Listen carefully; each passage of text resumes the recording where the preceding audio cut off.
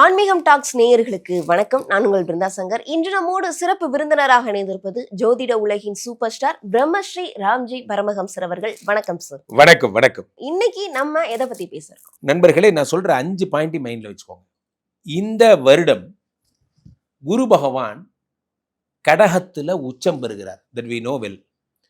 இது கடகம் என்பது சந்திரனுடைய வீடு. இங்கே அவர் உச்சம் பெறுவது குரு சந்திர யோகம் என்று அறியப்படுகிறது. ஓகே, உச்சம் பெற்ற இந்த குரு ஃபர்ஸ்ட் யாரை பார்க்கிறாருன்னா விருச்சிகத்தை பார்க்கிறார். அது மங்களன் என்று அழைக்கப்படுகின்ற செவ்வாயினுடைய வீடு. இது குரு மங்கள யோகம் என்று அறியப்படுகிறது. சூப்பர். இதுல சூப்பரான விஷயமே என்னன்னா, இந்த குரு சனியை பார்க்கிறார். இந்த சனி யாருன்னு பார்த்தீங்கன்னா, உங்களுக்கு நிறைய பேருக்கு 7.5 சனி, அர்த்தாஷ்டம சனி இதெல்லாம் இருக்கு இல்லையா?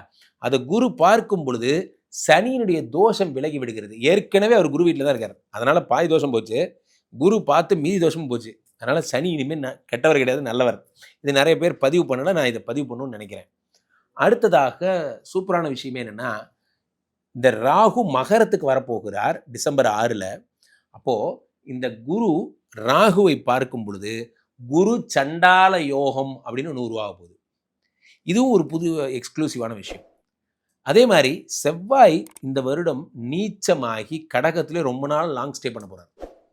அப்போ அவர் நீச்சம், குரு அங்க உச்சம், நீச்ச பங்க ராஜயோகம் ஏற்பட போகிறது. இதுக்கு அடுத்து இதே டிசம்பர் 6 கேது பெயர்ந்து கடகத்துக்கு வரார் சிம்மத்திலிருந்து. குருவும் கேதுவும் சேர்ந்தால் அது கோடீஸ்வர யோகம் என்று அறியப்படுகிறது. ஆக என்ன சார் என்னென்னமோ யோகம்லாம் சொல்றீங்க, இவ்வளவு யோகமும் இந்த வருஷம் நடக்க போகுது. இது அழகா நம்ம பதிவு பண்றதா நம்மளுடைய நோக்கம். சுவாமிஜி, துலாம் ராசிக்காரர்களுக்கு இந்த 5 யோகங்களால் கிடைக்கக்கூடிய அற்புத பலன்கள்லாம் என்னென்ன?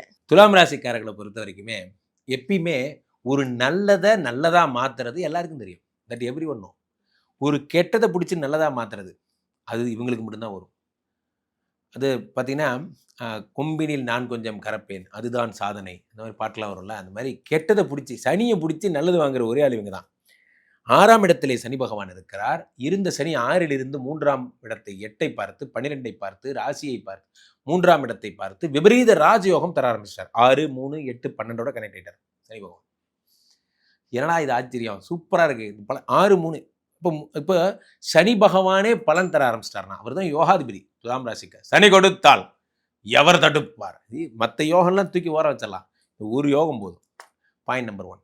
நான் சொல்ற டேட்லாம் மைண்ட்ல வச்சுக்கோங்க. 2, 7 கூடிய செவ்வாய் பகவான் மேஷத்தில் ஆட்சி வருகிறார். மேஷத்தில் ஆட்சி பெறும்போது என்ன ஆகும்? மனைவியோட இருக்கிற சண்டை, இதெல்லாம் இந்த பிரச்சனைகள்லாம் சரியாகும். நிறைய பேர் கல்யாணம் ஆகும், சில பேர் ஃபாரின் போவீங்க. அடுத்ததாக இந்த சுக்கிர பகவான் ஆட்சி பெறுகிறார். குரு ஆட்சி என்ன எவ்ரிபடி எல்லாம் ஆட்சி பெறுறாங்க வரிசையா. அடுத்து புத பகவான் மிதுனத்தில் ஆட்சி பெறுகிறார். எப்போ? இதெல்லாம் எல்லா வருஷமும் தான் சார் நடக்குது. இப்போ இதுக்கு துலா ராசிக்கு இதுக்கு என்ன சம்பந்தம்? அங்கதான் இருக்கு சம்பந்தமே. காரணம் என்னவென்றால் சனி 12 பார்த்துட்டு இருக்கார், விரயத்தை பார்த்துட்டு இருக்கார், விபரீத ராஜயோகத்தோட 6ல் இருக்கும் சனி. அப்ப என்ன நடக்கும்னா, கடன்கள் ஒழியும் வருடமாக இந்த வருடம் இருக்கும். புதிய பணிகள் கிடைக்க போகிறது. சரி, நான் 1 lakh சேலரி வச்சிருந்தேன், அதில் 75,000 கமிட்மெண்ட் வச்சு 25,000 குடும்பம் நடத்திட்டு இருந்தேன். இப்போ எனக்கு என்ன ஆயிடுச்சுன்னா, சம்பளத்தை திடீர்னு 3 lakhs ஆக்கிட்டாங்க, டீம் லீடர் ஆகிட்டேன். இப்போ என்ன பண்ணுறதுன்னு எனக்கே தெரியல, மீது 2 lakhs இருக்கு அப்படிங்கிற மாதிரி திடீர்னு கம்ஃபர்ட் ஜோனுக்கு கொண்டு போயிடுவார் சனி. சனியின் தனிச்சிறப்பே என்னன்னா, உங்களை கம்ஃபர்ட்டாக வச்சிருப்பார். அதுதான் பெரிய சிறப்பு. அதுதான் இந்த ஆட்சி காட்டுகிறது. 2வது விஷயம் என்னன்னா, இது வரைக்கும் நல்லா தான் போயிட்டு இருந்ததுல, சனி உங்களுக்கு நிறைய விஷயங்கள் நல்லது பண்ணுறாரு. சூப்பராக இருக்குது, எல்லாமே நல்லா இருக்குது. இதில் பாதகாதிபதி சூரியன் யார்? உங்களுக்கு கெடுதலை மட்டுமே செய்பவன். ஏப்ரல் 14ஆம் தேதியிலிருந்து மே 14 வரைக்கும், அதாவது வைகாசி, சித்திரை டு வைகாசி, அவர் உச்சம் பெறுகிறார். இந்த பீரியட்ல என்ன நடக்கும்னா, அரசியல்வாதிகள்லாம் ஜாக்கிரதையாக இருக்கணும். தலைமை பொறுப்பில் இருக்கவங்கலாம் ரொம்ப ஜாக்கிரதையாக இருக்கணும். அல்லது கவர்மெண்ட்டை எதிர்த்து பேசாமல் இருக்கணும். துலாம் ராசிக்காரர்கள் ஃபேஸ்புக்கில் ஒரு பதிவு வருது, நான் சும்மா இல்லாமல் ஒரு பதிவு போட்டேன், அடுத்த முதலமைச்சர் சாமி சரணம், அப்போ இதெல்லாம் வேண்டாம், நம்ம அரசியல் பேச வேண்டான்றேன். பேசினா பிடிச்சிட்டு போயிடுவாங்க. யார் பதிவு போட்டாங்களோ அவனை விட்டுருவாங்க, ஷேர் பண்ண நம்மளை பிடிச்சிட்டு போயிடுவாங்க. அப்போது தேவையில்லாமல் அரசை விமர்சிப்பது, எதிர்த்து பேசுவது, கார்ட்டூன் எதுவும் பண்ணாதீங்க. அடுத்ததாக முக்கியமான விஷயமே என்ன அப்படின்னா, 10லே குரு வந்தால் பதவி பறிபோகும். இது எங்கேயோ கேட்ட மாதிரி இருக்கேன். கன்னி ராசிக்காரங்க இப்போ தான், அவங்களுக்காவது பரவாயில்ல, செஷன் முடிஞ்சுது, லாஸ்ட் 2 months. நமக்கு இப்போ தான் ஆரம்பிக்குது. எப்போது? ஜூன் மாதம் ஆரம்பிக்குது. அவருக்காவது பரவாயில்ல, நார்மல் குரு. உங்களுக்கு வீரபாண்டிய குரு, அவர் 10ஆம் இடத்துல உச்சம் பெற்று வந்திருக்கார். இப்போ நான் என்ன செய்யணும் சொல்லுங்க, இப்போ நான் என்ன செய்யணும்? வந்த உடனே ஃபர்ஸ்ட் கையெழுத்து உங்க வேலை எடுத்துக்குவார். நான் இதை ரொம்ப வருத்தப்பட்டு சொல்றேன், நான் இப்போ சிரிச்சுக்கிட்டே சொல்றேன்னு நினச்சிக்காதீங்க. ரொம்ப ஜாக்கிரதையா இருங்க, ரொம்ப ரொம்ப ஜாக்கிரதையா இருங்க. ஏன்னா சும்மா குரு வந்தாலே வேலை போயிடும். இவர் உச்சம் பெற்ற குரு. அப்போ இது யோகம் சார். என்ன சார் அற்புத யோகம் என்னமோலாம் ஓப்பனிங் கொடுத்துட்டு இப்படி சொல்றீங்க. இதுல ஒரு யோகம் இருக்கு, நான் அப்புறம் சொல்றேன். 10ஆம் இடத்துல குரு பகவான் உச்சம் பெற்றா வேலை போயிடும். எடுத்து வச்சுக்கோங்க. இதை பத்தி பேசி டிஸ்கஸ் பண்ணி பிரயோஜனமே இல்லை. அப்ப ஏப்ரல்ல இருந்து ஜூனுக்குள்ள எங்க பேப்பர் போகணும்னு நினைச்சா பேப்பர் போட்டு இப்பயே போயிடுங்க. இந்த 2 மாசம் தான் உங்களுக்கு டைம். அமெரிக்கா போகணும் போயிருங்க, இப்பயே கிளம்பு எல்லாம் கிளம்பு. ஆப்பிரிக்கா போங்க, எங்க வேணா போங்க. ஆனா ஜூனுக்கு அப்புறம் அடுத்த ஜூன் வரைக்கும் ட்ரம்ப்பே ஃபோன் பண்ணி கூப்பிட்டாலும் சரி, நீ எதுக்கு என்ன கூப்பிடுறேன்னு தெரியும், என் வேலை போகிறதுக்காக தான் இந்த சூழ்ச்சி, நான் வரமாட்டேன் அப்படின்னு சத்தியம் பண்ணிட்டு அதே கம்பெனியில் தான் இருக்கணும். யார் கூப்பிட்டாலும் போகாதீங்க. இதில் என்ன ஒரு ஆச்சரியம்னா, நீங்கள் பண்ண புண்ணியம் பாருங்க. இங்கே தான் 10ஆம் இடத்துல இருக்கிற குரு 5ஆம் பார்வையாக 2ஆம் இடத்தை பார்க்குறார். 2ஆம் இடம் என்பது தனஸ்தானம். அப்போ ஆஸ் பர் குருமங்கள யோகம், குருச்சந்திர யோகம், விபரீத ராஜ யோகம் எல்லாமே சேர்ந்து பணம் நிறைய வரும். திடீர்னு பார்த்தீங்கன்னா அப்பாவோட பிஸ்னஸ் நல்லா ஆகிடும்.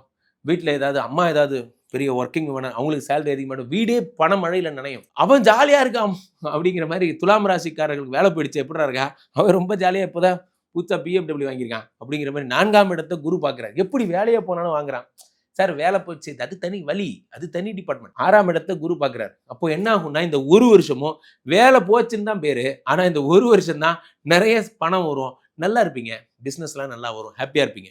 ஸோ துலாம் ராசிக்காரர்களுக்கு ஜாக்கிரதையாக இருந்தாலும் இருங்க, இல்லாட்டியும் ஒன்றும் இல்லை. அப்போ இந்த வேலை உங்களுக்கு வேலை வேணும்னு நினச்சிங்கன்னா இருங்க இந்த ஒரு வருஷம்.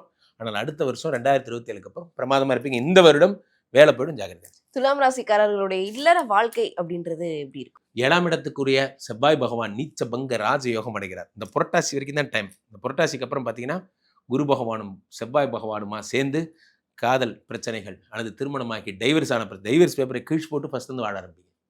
அந்த அளவுக்கு உங்களுடைய காதல் நெருக்கத்தை உண்டு பண்ணுவார். நல்லா இருக்கு. இவர்களுடைய யோகத்தை அதிகரிக்க செய்ய எந்த மாதிரியான பரிகாரங்களை மேற்கொண்டால் சிறப்பா இருக்கும்? இவர்களுக்கு பரிகாரம்னு பார்த்தீங்கன்னா குரு தான் வேலையை பிடுங்க போறாரு. அப்போ குரு பகவான் பாஸை முதல்ல திட்டாதீங்க, பாஸை கிண்டல் பண்ணி பேசாதீங்க, அல்லது பேசுறது அவருக்கு அதில் விடாமல் பார்த்துக்குங்க. ஸோ அப்போது ரொம்ப ஜாக்கிரதையாக இருங்க. ஃபோன் ரெக்கார்ட் பண்ணுறது இந்த மாதிரி சேட்டையெல்லாம் உங்களுக்கு நடக்கும். யாரையும் நம்பி பேசாதீங்க. அதுதான் நீங்கள் வழிபட வேண்டிய முதல் விஷயம், குரு தான். அப்போது குரு தட்சிணாமூர்த்தியை வழிபடுங்கள். சென்னையில் இருக்கிறவங்க பாடியில் இருக்கக்கூடிய சிவன் கோயிலுக்கு சென்று வழிபடுங்க. உங்களுக்கு யார் வாத்தியாரோ, அதாவது secondary school teacher, high school teacher phone பண்ணி, சார் என்ன ப்ளஸ் பண்ணுங்கள் சார், எனக்கு மனசே சரியில்லை, நீங்கள் ப்ளஸ் பண்ணுங்கள். நிறைய பிளஸ்ஸிங்ஸ் கேட்டு ஒரு வருஷமும் வாத்தியார், எனக்கு அப்ரண்டி சொல்லிக் கொடுத்த குரு, எனக்கு கேமரா பிடிக்க சொல்லிக் கொடுத்த குரு எல்லா இடத்துலையும் இருக்கார். அவங்களெல்லாம் வணங்கிட்டே இருங்க, சரியா. இந்த வருடம் ஏற்படக்கூடிய சின்ன சின்ன விபரீத ராஜயோகங்களை தான் நம்ம முக்கியமாக நம்ம கருத்தில் கொள்ள வேண்டும். முக்கியமாக நிறைய இடங்கள்ல 6 கூடியவன் 8ல் மறைகிறார், 8 கூடியவன் 6ல் மறைகிறார். இந்த மாதிரிலாம் விபரீத ராஜயோகங்கள் உருவாகிறது. பொதுவாகவே நான் சொல்கிற டேட்ஸ் எல்லாம் மெயினில் வச்சுக்கோங்க. இந்த வருடம் மே 10ஆம் தேதி செவ்வாய் மேஷத்தில் ஆட்சி. இந்த வருஷத்தில் நடக்கக்கூடிய பெரிய விஷயம் இதெல்லாம். அந்த செவ்வாய் புரட்டாசி மாதம் நீச்ச பெற்று குரு பகவானோடு சேர்ந்து நீச்ச பங்க ராஜயோகம், இதை மைண்டில் வச்சுக்கோங்க. அடுத்ததாக இந்த வருட புரட்டாசி மட்டும் எக்ஸ்க்ளூசிவ். ஏன்னா புதன் உச்சம் பெறுகிறார், சனி பார்வை. இப்போ நிறைய பேர் கடன் அடைய போகுது. ஸோ பெரிய இன்வெஸ்ட்மெண்ட்ஸ்லாம் அப்போ பிளான் பண்ணுங்க. எப்போது? புரட்டாசி மாதம். நிறைய பேர் லைஃப்பில் இந்த சனி, இந்த சூரிய பகவான் அடுத்த ஜனவரி 14, அதாவது தை மாதத்தில் மகரத்துக்கு போகும்போது குரு பார்வை பெறுவதால் நிறைய பேர் புகழேணியின் உச்சத்திற்கு சில பிரபலமாக போகிறாங்க. இதெல்லாம் இந்த வருடம் நடக்க போகிறது. அடுத்த ஒரு பெரிய மூமெண்ட்டாக என்ன நடக்க போகுதுன்னா, இந்த டிசம்பர் 6 மைண்டில் வச்சுக்கிட்ட மாதிரி ஜூன் 2 மைண்டில் வச்சுக்கோங்க. குரு அப்போ தான் பெயர்றார். ஸோ ராசி ரீதியாக இந்த ஜூன் 2 குரு பயிற்சி, டிசம்பர் 6 ராகு கேது பயிற்சி, ப்ளஸ் சனி புதனை பார்க்கின்ற இந்த புரட்டாசி மாதம், நீச்சபங்க ராஜயோகம் அடைகின்ற இந்த ஆடி மாதம். ஸோ இதெல்லாம் மைண்டில் வச்சுக்கோங்க. இவர்கள் அத்தனை பேருமா சேர்ந்து ஒரு நீச்சத்தை நீச்சபங்க ராஜயோகமாக்குகிறார்கள், ஒரு மறைவை விபரீத ராஜயோகமாக்குகிறார்கள். பொதுவாகவே இந்த வருடம் நிறைய பேருக்கு சிறப்பு. மக்கள் உங்களை தொடர்பு கொள்றதா இருந்தா எப்படி தொடர்பு? கீழே போயிட்டு இருக்க இந்த 2 நம்பரை கூப்பிடுங்க. உங்களுடைய சொந்த ஜாதகத்தை பார்த்து கொள்ளுங்கள். உலக புகழ்பெற்ற நமது விஸ்வரூப விஷ்ணு மாயா எழுந்தரில் இருக்கக்கூடிய புனிதமான இந்த ஸ்ரீமடத்திற்கு வருகை தாருங்கள். மீண்டும் ஒரு நல்ல பதிவில் சந்திப்போம். நன்றி, வணக்கம்.